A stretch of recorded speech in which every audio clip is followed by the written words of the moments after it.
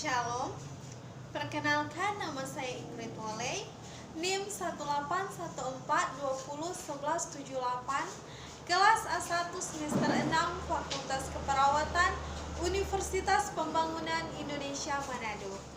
Di sini saya akan membuat video untuk memenuhi tugas ujian akhir semester dengan mata kuliah keperawatan gawat darurat dengan nama dosen Nurse Olvin Manengkei Eskep MKes. Pada saat ini saya akan melakukan penyuluhan atau penjelasan tentang BHD dan GCS. Saat ini masuk pada penyuluhan pertama, yaitu BHD. BHD atau bantuan hidup dasar merupakan suatu rangkaian tindakan yang berurutan yang dilakukan pada korban yang mengalami suatu keadaan henti jantung dan henti nafas. Bantuan hidup dasar adalah serangkaian penyelamatan hidup pada korban henti jantung. Kemudian tujuan dari BHD yaitu untuk mengembalikan fungsi jantung dan paru-paru seperti normal, mempertahankan aliran oksigen ke otak dan ke seluruh tubuh, dan memberikan bantuan eksternal pada korban yang mengalami henti jantung atau henti nafas. Kemudian, hal-hal yang perlu diperhatikan sebelum melakukan BHD yaitu: pertama, dilakukan segera di tempat kejadian bila lokasi aman. Kedua, penolong harus mendahulukan keselamatan dirinya. Ketiga, jika berada di lokasi yang berbahaya, sebaiknya korban dipindahkan dahulu ke tempat aman. Keempat, korban diletakkan pada permukaan yang datar dan keras dengan posisi terlentang. Kemudian, langkah-langkah melakukan BHD yaitu: pertama, lakukan cek kesadaran. Panggil identitas korban dan tepuk-tepuk di daerah pundak. Kedua, bila ada respon, minta bantuan pada teman atau orang sekitar untuk menghubungi ambulans atau orang yang berkompeten. Dan hal yang penting disebutkan saat meminta tolong yaitu lokasi dan keadaan korban. Ketiga, pindahkan korban ke tempat aman. Keempat, periksa nadi karotis di daerah leher, geser 1-2 cm ke kanan atau ke kiri dari pertengahan jangkung, dan periksa pernafasan dengan melihat pergerakan dada. Kelima, bila nadi karotis tidak teraba, lakukan resusitasi jantung paru dengan cara: pertama, letakkan kedua telapak tangan dengan saling menumpuk. Satu pangkal telapak tangan diletakkan di tengah tulang dada, dan telapak tangan yang satunya diletakkan di atas telapak tangan yang pertama dengan jari-jari saling mengunci. Kedua, dengan posisi badan tegak lurus, penolong menekan dinding dada korban dengan tenaga dari berat badannya secara teratur sebanyak 30 kali kedalaman sekitar 5 cm. Ketiga, beri kesempatan dada mengembang maksimal setelah diberi tekanan. Keempat, tangan tidak boleh dilepas dari permukaan dada atau merubah posisi tangan pada saat melakukan kompresi. Kelima, pemeriksaan jalan napas. Tindakan ini bertujuan untuk mengetahui ada tidaknya sumbatan jalan napas oleh benda asing.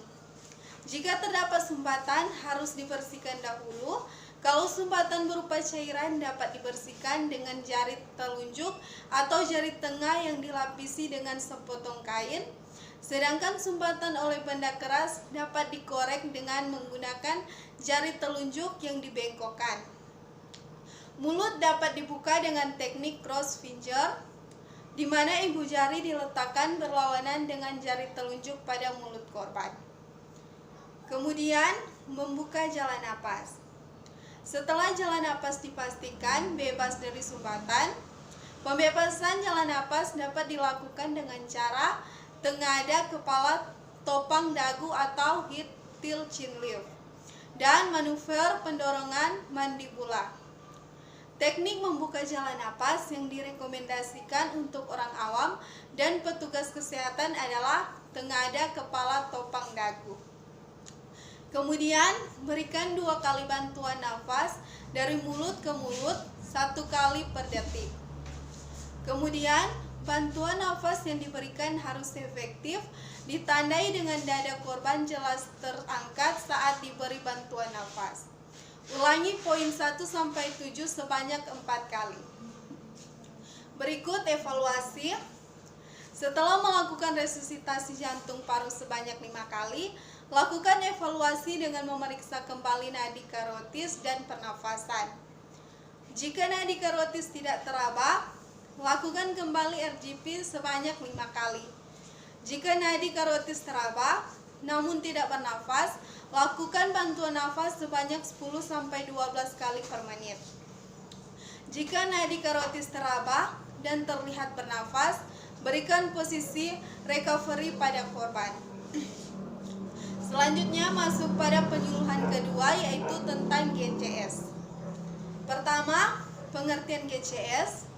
Glasgow Coma Scale GCS adalah skala yang dipakai untuk menentukan atau menilai tingkat kesadaran pasien, mulai dari keadaan sadar penuh hingga keadaan koma.